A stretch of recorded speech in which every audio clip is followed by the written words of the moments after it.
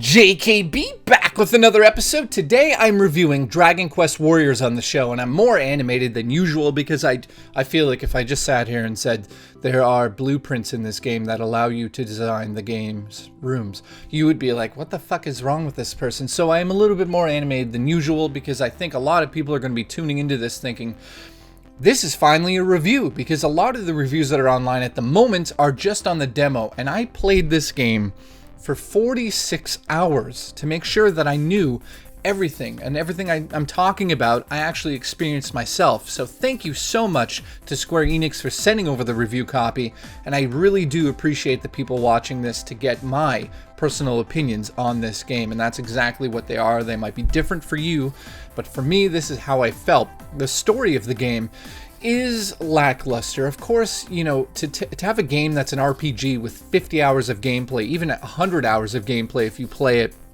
in a different, way than I play the game, that is a huge undertaking. And of course, it is a Dragon Quest game, so it has to have that 50-hour length. In terms of the story, there's not too much going on. It is an alternate universe from Dragon Warrior 1, or Dragon Quest, as it's known in North America, and the story is just very bare bones. Essentially, you are a builder who has been given the task to not be the hero, because at the beginning of the game it tells you you are not the hero. You're just some dude, just go figure it out, maybe you'll become the hero. I'm assuming maybe I will become this hero.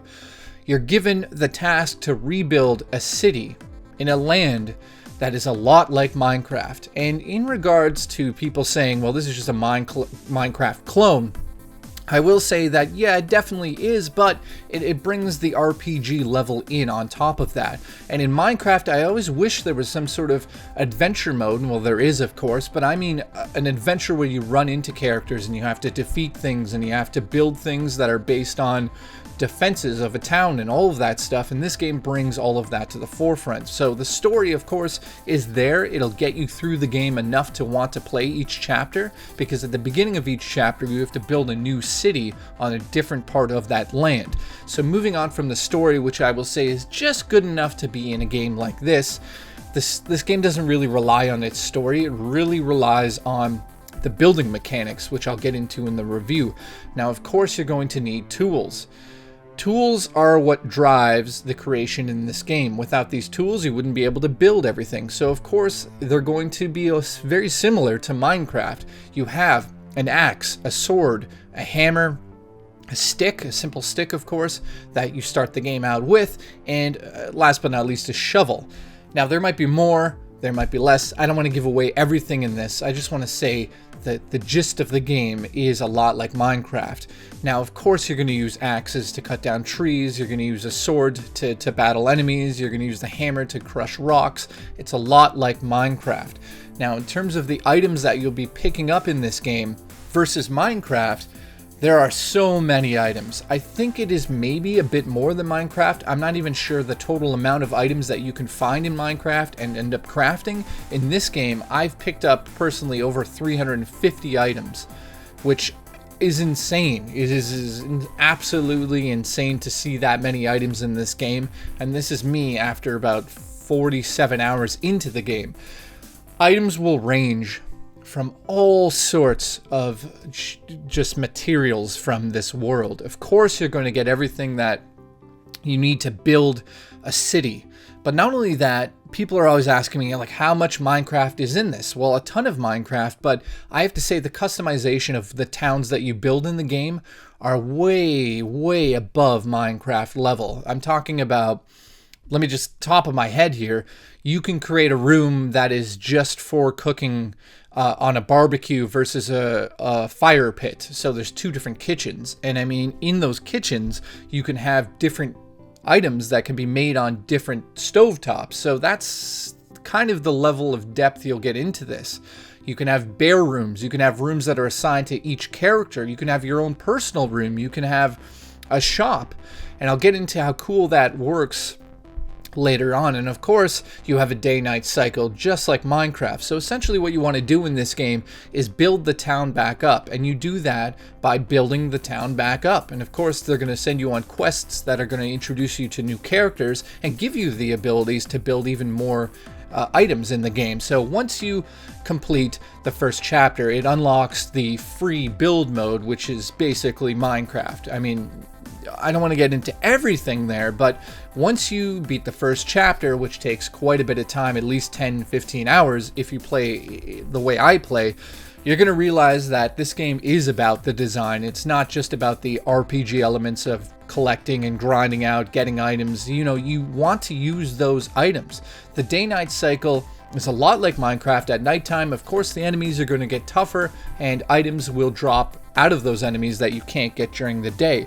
Now, when you complete a chapter in this game, and I say chapter loosely because the chapter is kind of massive, when you beat one of those chapters, you'll get a new part of the map open up and you go through a teleport. Once you go through the teleport systems in this game, that's when you start to see how big it is and the different sort of atmospheres that you're going to get into on the different parts of the islands.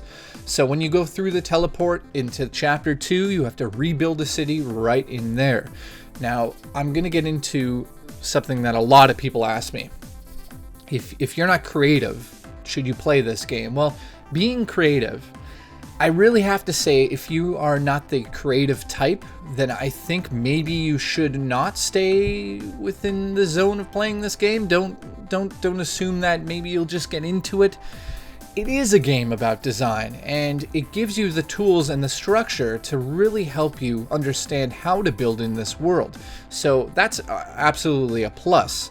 Now, the blueprints and recipes, that's something I wanted to talk about. A blueprint in this game is a blueprint. You pull it out, you look at it, you pop it on the ground, and it's going to show you how to build a certain room or a certain device in the game, a certain mechanic in the game. So sometimes they want you to build a watchtower, which gives the other characters the abilities to see out past the village. This way, if enemies are coming, they'll yell and the other people will come and all that stuff. You use a blueprint that you'll plop on the ground and build up. Every time you put a block down in the right place in the blueprint, a blue square appears and goes, and it says, yeah, you've done a good job, keep building it. Awesome. I love that it has it's kind of like a tutorial on how to build that. Then the townspeople, here's something that I have to talk about. The townspeople are so useful, and I have to give you sort of a little bit of a pointer here.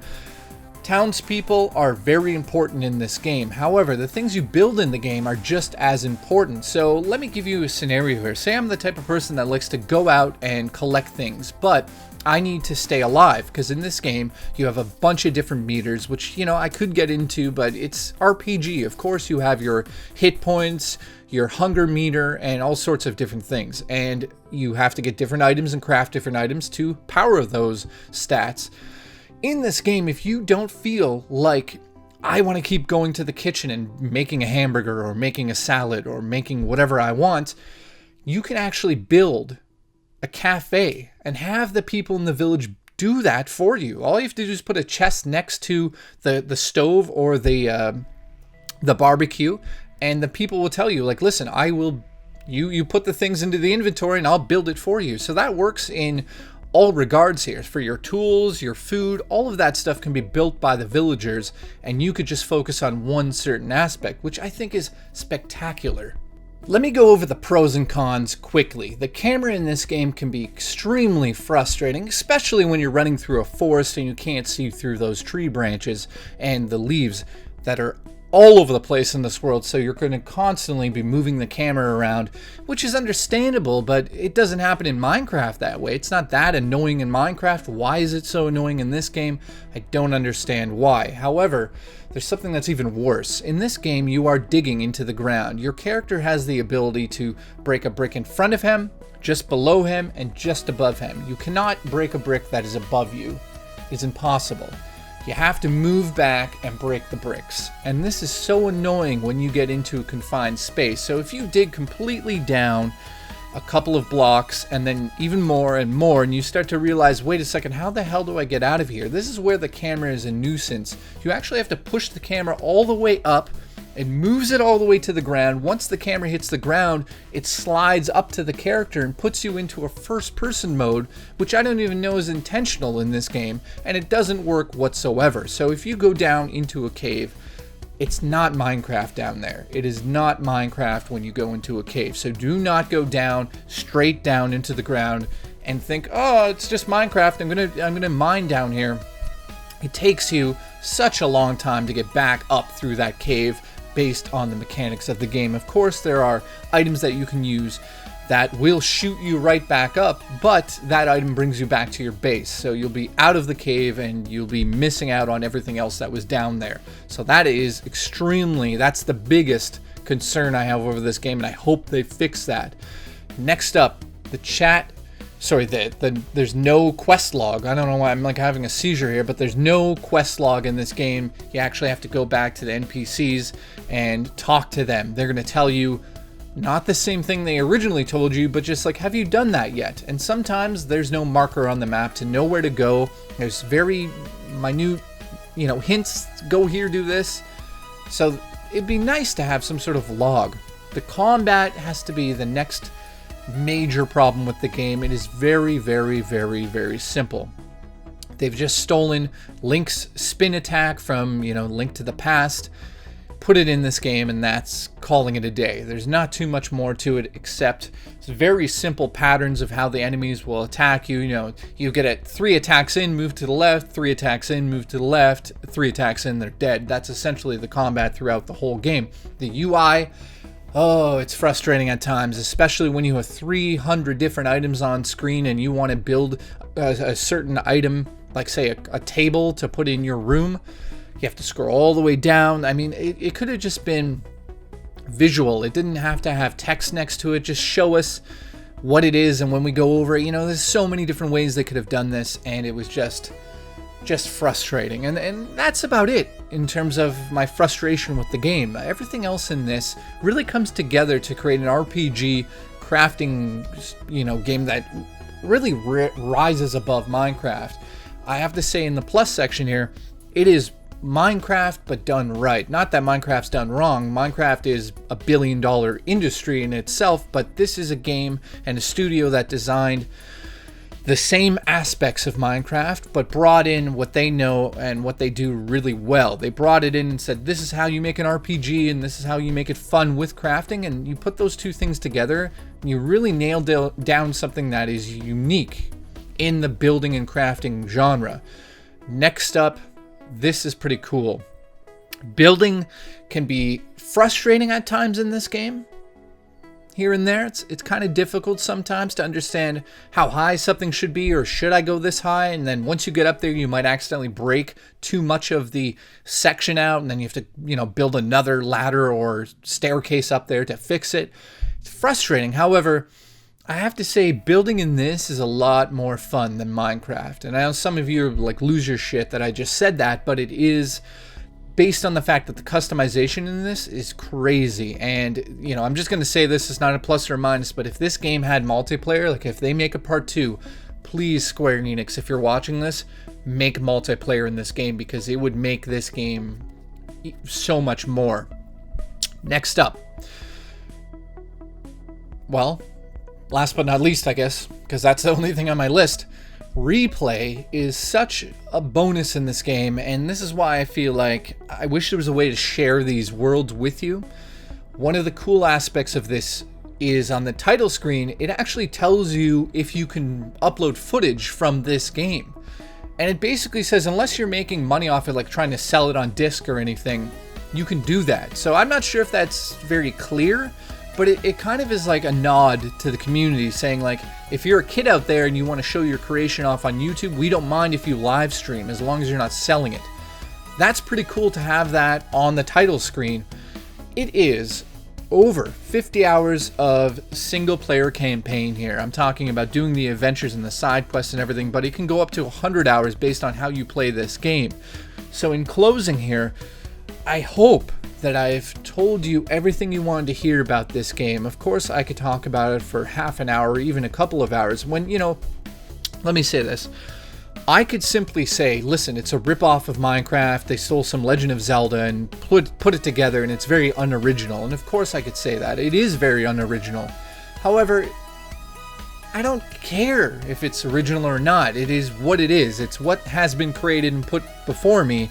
So I have to say that this game is definitely a very, very fun, grindy at times, RPG creation, crafting game. So I have to give it, based on the fact that it's so well made in those regards, like taking Minecraft and putting RPG elements together, an 8 out of 10. So thank you so much for watching this episode. Again, if you haven't subscribed to me, please do that. Like, comment, all that shit. Also, turn on notifications for the subscription box. That would mean a lot to me. I have so much going on. Next game up.